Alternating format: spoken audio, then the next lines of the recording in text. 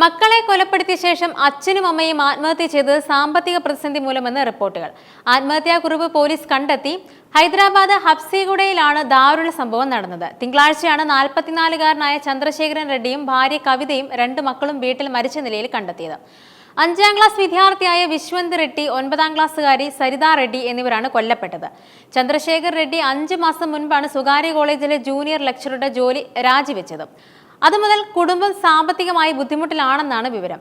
തെലുങ്കിൽ എഴുതിയ ആത്മഹത്യാക്കുറിപ്പിൽ ജോലി പ്രശ്നവും ആരോഗ്യ പ്രശ്നങ്ങളുമാണ് മരണകാരണമെന്നാണ് എഴുതിയിട്ടുള്ളത്. പ്രമേഹവും കിഡ്നി അസുഖങ്ങളും അടക്കം ബുദ്ധിമുട്ടുള്ളതാണ്. മരണത്തിന് ആരും ഉത്തരവാദികളല്ല. ജീവിതം അവസാനിപ്പിക്കലല്ലാതെ മറ്റു മാർഗങ്ങളില്ലെന്നും മാപ്പ് നൽകണമെന്നുമാണ് ആത്മഹത്യാക്കുറിപ്പിലുള്ളത്. ഒസ്മാനിയ യൂണിവേഴ്സിറ്റി പോലീസാണ് കേസ് അന്വേഷിക്കുന്നത്. മകന് വിഷം നൽകിയും മകളെ ശ്വാസം മുട്ടിച്ചുമാണ് കൊലപ്പെടുത്തിയതെന്നാണ് കരുതാനാവുന്നത്. വാനപർത്തി ജില്ലയിൽ നിന്നുള്ള കുടുംബം ജോലിക്കായാണ് ഹൈദരാബാദിലെത്തിയത്. കെമിസ്ട്രിയിൽ ബിരുദധാരിയായ ചന്ദ്രശേഖർ റെഡ്ഡി നേരത്തെ റിയൽ എസ്റ്റേറ്റ് രംഗത്ത് പ്രവർത്തിച്ചിരുന്നു. നഷ്ടം സംഭവിച്ചതോടെ ബന്ധുക്കളുടെ സഹായത്തോടെ സ്വകാര്യ കോളേജിൽ അധ്യാപകനായി. ഈ ജോലിയും രാജിവെച്ചതോടെ വീട്ടിൽ തന്നെ ഇരിപ്പായിരുന്നു എന്നാണ് വിവരം. തിങ്കളാഴ്ച രാവിലെ കവിത അമ്മയോട് സംസാരിച്ചിരുന്നു.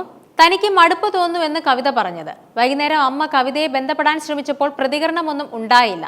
സാമ്പത്തിക ബാധ്യത പരിഹരിക്കാൻ ഈയിടെ വലിയ തുക മകൾക്ക് നൽകിയിരുന്നതായും കവിതയുടെ പിതാവും പറയുന്നു. തുടർച്ചയായി ഫോണിൽ ബന്ധപ്പെട്ടിട്ടും പ്രതികരണമില്ലാത്തതോടെ അയൽവാസികളാണ് പോലീസിൽ വിവരം അറിയിച്ചത്. രാത്രി 9:30 പോലീസ് എത്തുമ്പോൾ മൃതദേഹങ്ങൾ വെവ്വേറെ മുറികളിലായിരുന്നു.